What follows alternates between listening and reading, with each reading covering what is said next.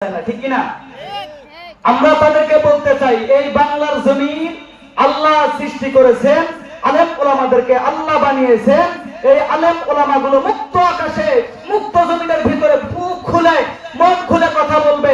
এদিকে যদি কোনো জাতি, কোনো দেশকে কোনো বিভ্রান্তি করার কোনো চেষ্টা করে, যদি কোনো আলেম ওলামাদেরকে রুখে দেওয়ার চেষ্টা করে, আমার আল্লাহ রব্বুল আলামিন তাদের ঘাড় মটকায় তাদেরকে রুখিয়ে দিবে। ঠিক না? ঠিক। তার আগে শোনেন, এই মাদ্রাসার মাহফিল, আপনারা কিছু কিছু মানুষ জানেন যে মাদ্রাসার ছাত্র ছাত্রীরা হয় কি বোকা? মাদ্রাসার ছাত্র ছাত্রীরা কখনো বোকা হয়? কারণ আসমানের নিচে জমিনের উপরে যত বড় চালাক প্রাণী আছে তার মধ্যে হলো মানুষ, আর এই মানুষের মধ্যে হলো উত্তম বুদ্ধিজীবী হলো মাদ্রাসার ছাত্ররা। সুবহানাল্লাহ বলেন। একজন জেনারেল শিক্ষিত মাদ্রাসার একটি ছাত্রকে অপমান করার জন্য, মাদ্রাসার দোষ করার জন্য, মাদ্রাসাকে কলঙ্ক করার জন্য একটি মাদ্রাসার ছাত্রকে জিজ্ঞাসা করলো, বাবা তোমার কাছে আমি একটা মাসআলা জিজ্ঞাসা করি, দেখি তোমাদের মাদ্রাসায় কেমন শিক্ষা দেওয়া হয়। শুনবেন কি শুনবেন না? এবার শুনতে চাইলো। এবার বলে, এই বাচ্চা বলে, আমি যদি এখন এমনি একটা মাসআলা দেই তাহলে তো আল্লাহ রসুলের বিরুদ্ধে যাবে, আর যদি আমি বলি যে আমি মাসআলা দিতে পারবো না তাহলে আমাদের মাদ্রাসাগুলোর বদনাম হবে। এবার আচ্ছা বলেন আপনি কি মাসআলা জানতে চান? এবার ওই ব্যক্তি বলেন, আমার বাড়ির যে স্রোত ট্যাঙ্কিটা আছে যেটা দিয়ে আমরা পানি খাই, ওইটার ভেতরে একটা এন্দুর পড়ছে। এই এন্দুর পড়া পানি, ওর পানিগুলো কি খাওয়া জায়েজ না না জায়েজ? এখন বাচ্চা বুদ্ধি কইরা, মাদ্রাসার ছাত্র বুদ্ধি খাটাইয়া বলে পানি খাওয়া যাবে, একটা শর্ত। ওই কি শর্ত? দেখতে হবে ইঁদুরটা যে ওর ভিতর পড়লো, ওই ইঁদুরটা ওই ট্যাঙ্কির ভিতর তাজা আছে নাকি মরা আছে। কথা বুঝতেছেন আপনারা? বুঝতে হবে ইঁদুরটা তাজা আছে কি মরা আছে।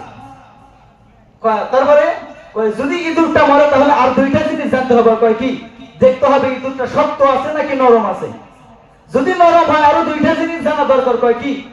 দেখতে হবে ইঁদুরটার পশমগুলো কি এখনো শরীরের সাথে আছে নাকি খুলে পড়েছে। যদি শরীরের সাথে না থেকে যদি খুলে পড়ে, আরো দুইটা জিনিস জানতে হবে। দেখতে হবে এই পশমগুলো উপরে ভাসতেছে না আবার নিচে পড়ছে। যদি এই পশমগুলো নিচে পড়ে যায়, আরো দুইটা জিনিস দেখা লাগবে। দেখতে হবে পানির রং ঠিক আছে নাকি লাল হয়ে গিয়েছে। যখন বলছে পানির রং যদি লাল হয়ে যায়, আরো দুইটা জিনিস জানার দরকার আছে। তখন ওই ব্যক্তি বলে, বাবা আমার মাসআলা জানার দরকার নাই, আমি সাক্ষ্য দিলাম মাদ্রাসার ছাত্রের মতো বুদ্ধিজীবী আর ছাত্র দুনিয়ায় নাই। আরেকবার জিকির করেন, লা ইলাহা ইল্লাল্লাহ, লা ইলাহা ইল্লাল্লাহ, জোরে লা ইলাহা ইল্লাল্লাহ। দুনিয়াদারি ভালো লাগে না, দুনিয়াদারি ভালো লাগে না, ভালো লাগে শুধু ইল্লাল্লাহ, লা ইলাহা ইল্লাল্লাহ। জিকির করেন, লা ইলাহা ইল্লাল্লাহ, লা ইলাহা ইল্লাল্লাহ, লা ইলাহা ইল্লাল্লাহ। মুসলমান বন্ধুরে আমার আল্লাহ পাক রব্বুল আলামিন কুরআনুল কারীমের ভিতরে বললেন, নবীজি तमाम পৃথিবীর মানুষগুলোকে আমার পক্ষ থেকে জানিয়ে দিবেন, আমি আল্লাহ রব্বুল আলামিন বলে দিলাম, যে মানুষগুলো ঈমানদার হবে, যে মানুষগুলো পরহেজগার হবে, এই মানুষগুলোকে আমি আল্লাহ রব্বুল আলামিন দুনিয়ার জমিনে সম্মানিত করব। বলেন সুবহানাল্লাহ।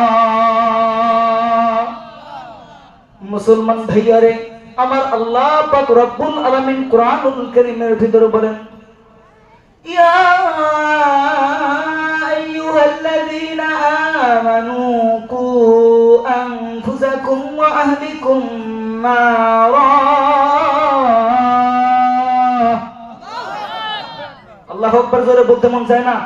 তো বলেন তো, কোন মুমিন মুসলমানের সামনে যখন কোরআন তেলাওয়াত করা হয় তখন তাদের ঈমান বাড়ে না কমে? তো যাদের ঈমান বাড়ে তাদের আওয়াজ আসতে হয় না জোরে হয়? আল্লাহ বলেন, ইন্নামাল মুমিনুনা আল্লাযীনা ইযা যুকিরাল্লাহু ওয়াজিলাত কুলুবুহুম ওয়া ইযা তুলিয়াত আলাইহিম আয়াতু إيمانا وعلى ربهم يتوكلون